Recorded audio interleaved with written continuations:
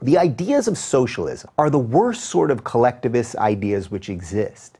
The very implication that the group knows what is good for the individual, that we exist to do things for the greater good, is totally antithetical to the purpose of being human. Charles Darwin, the scientist who redefined evolution to be what we know it as today, had a catchy line about the fact that differences of opinion, false views, don't matter much because everyone seems to enjoy refuting them.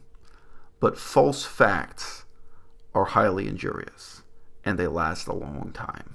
The very idea that you should set aside your individuality for the community as a whole, which virtually always turns into an intolerant, hostile mob, is exactly why so many have died in socialist regimes.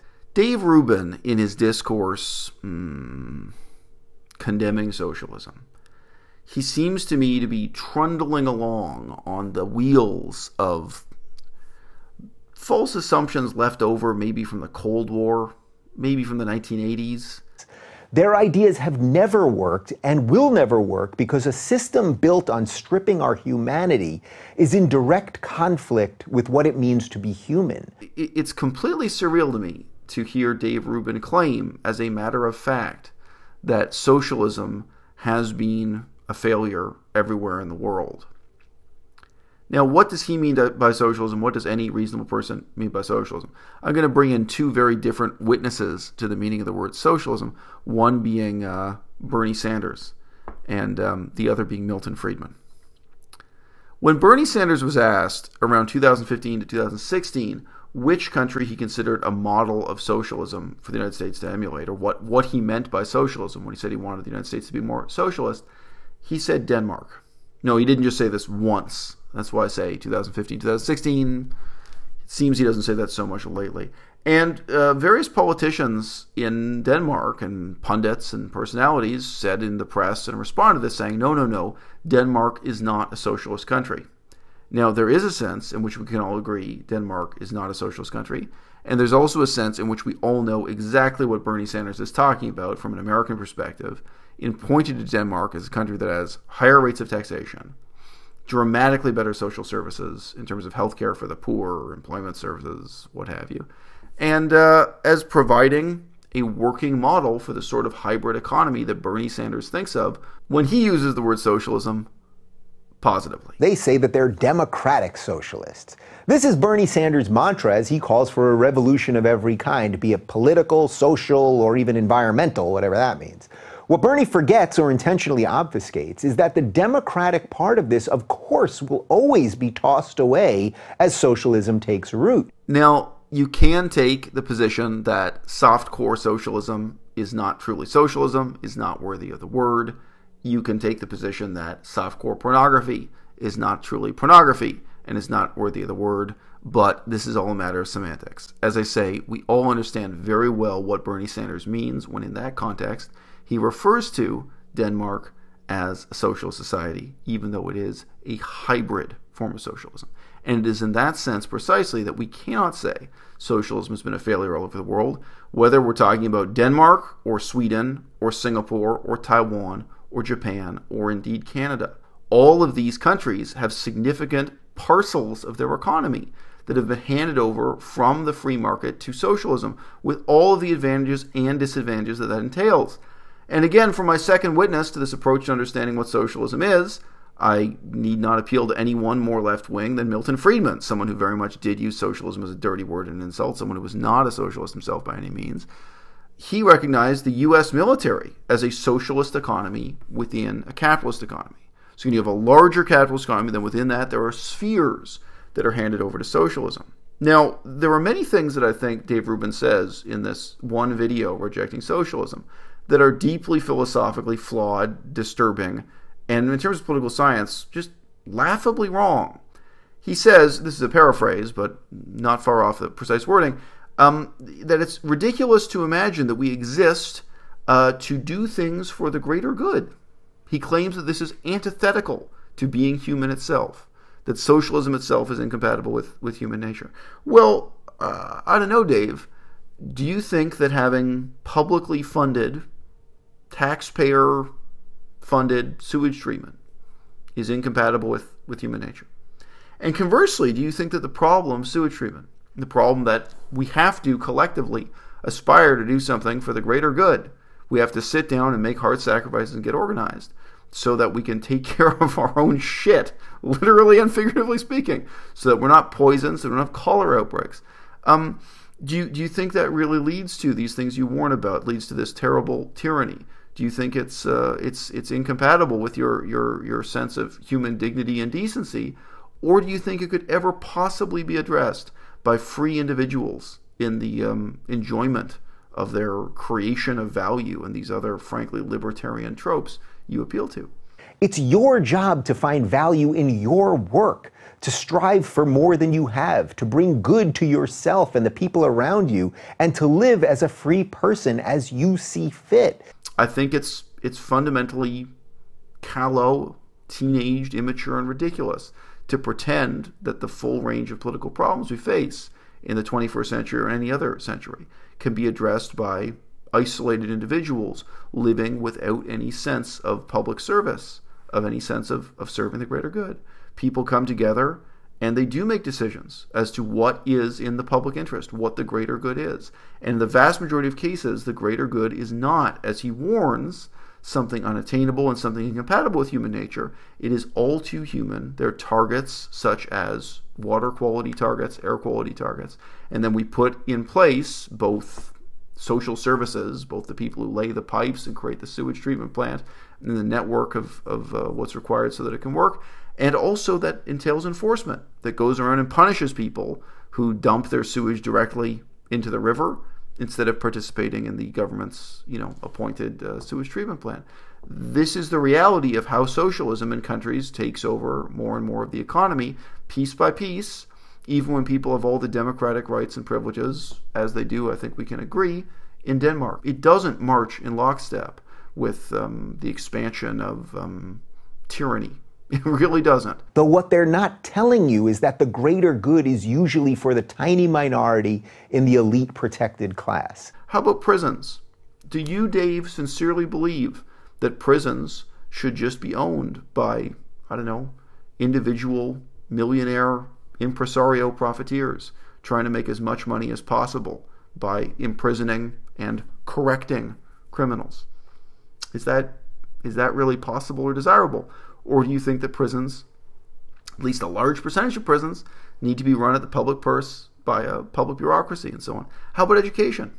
Do you really believe in a society where education is wholly a for-profit enterprise? To examine that and have some sense of the struggle that we're in individually and as societies around the world in trying to solve these problems. Yes, at the taxpayer's expense is how it usually works out, and yes, proliferating a somewhat dehumanizing bureaucracy.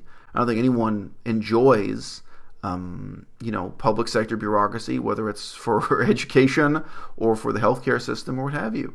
But we know that if we give up on this, if we give up on the struggle to have a democratic, transparent public education and public healthcare system that is indeed pursuing the greater good, pursuing exactly what he rails against. If we give up on that, then we will live in a society where access to education is based on the ability to pay. And that's immoral. We will live in a society where access to healthcare is based on the ability to pay, where some people will get treatment and some people will not on the basis of their ability to pay. Another one is care for the severely disabled, care for the retarded. Do you really think that individuals in the pursuit of their liberty, as you describe it, do you think that's ever really going to resolve that problem? Do you think that for-profit companies will, for a profit, take on the severely disabled children of the poor? It makes no sense. And I say this as someone where I'm living right now. I see very often the signs of the long arm of the state. And yes, there's a somewhat dehumanizing bureaucracy. Yes, it's very costly. Yeah, there are a lot of things you can criticize. You can see both the advantages and disadvantages of socialism whenever you look at one of these bubbles within the capitalist economy that operates this way. But both the rich and the poor benefit by the care that's provided by the government of Canada, in brief, for our severely retarded people or severely disabled people. So I mean, I literally see them being wheeled around the park by caretakers who are paid for by taxpayers' dollars, people who are much too severely disabled to ever hold a job. And, as a result, our society does not have this kind of disabled person lying in the gutter begging. And neither the rich nor the poor want to see that. Neither the rich nor the poor want to live in that kind of society. So yeah, this depiction of the greater good as something that's unknowable, something that's overly abstract, and something that ineluctably leads to tyranny is a false fact. It's a false fact that I think people started to use back during the Cold War just to throw mud at the communists. And it's really shameful to hear Dave using in this silly way. No, human beings can come together and decide that sewage treatment is in our interest. That it's for the greater good for us to have sewage treatment and for us to collectively put together the money to make that happen and make the sacrifices and indeed have even the bureaucracy and the enforcement to make that happen. We can decide that it's in our good to have high-quality prisons that maybe offer education and job training, maybe prisons that even offer psychotherapy or what have you, that offer various things to help reform and improve the prisoners rather than just brutalizing them, rather than just executing them or exiling them, or rather than just selling them off to the highest bidder in a for-profit system, which of course is completely surreal. I mean, unless they're actually being exploited as slave labor, how do you expect the free market without any taxpayers' money to actually turn a profit on the punishment of prisoners? It's absurd. And, socialism, I'm a critic of socialism myself. I do not identify as a socialist.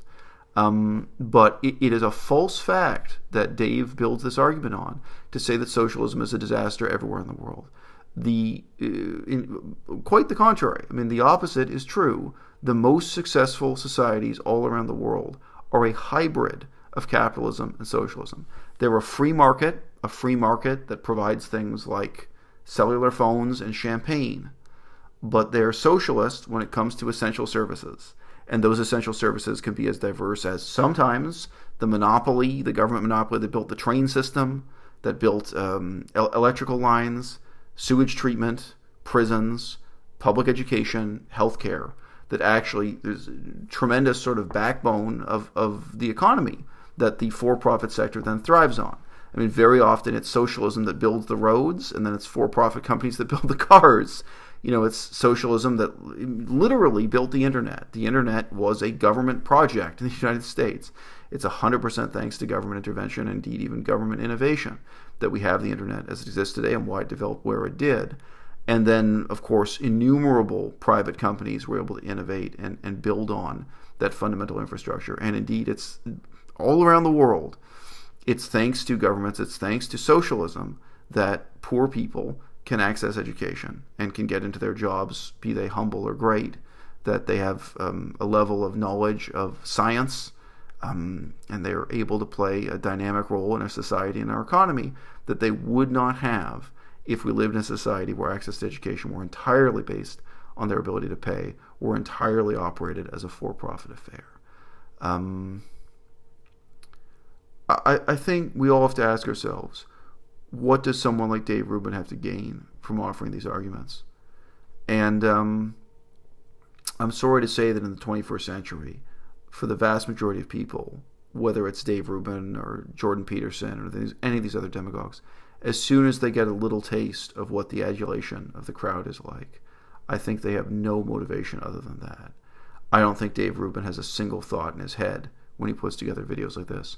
I don't think he meditates on for one moment what the consequences would be of preaching to a crowd of hundreds of thousands or perhaps millions that it is incompatible with human nature to have any concern for the greater good, or that any notion of the greater good is in this way a slippery slope to tyranny.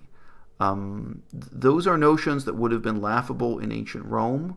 Those are notions that would have been laughable in ancient Athens. Dave Rubin's philosophy is taking us back to a level of crudeness and stupidity. It's pre-Cicero, it's pre-Aristotle, it's frankly pre-literate. But he has enough of a hothouse of fans to applaud him that he feels ever so erudite. He feels like he's lifting a lamp and showing people the way. in the darkness of our supposedly socialist society.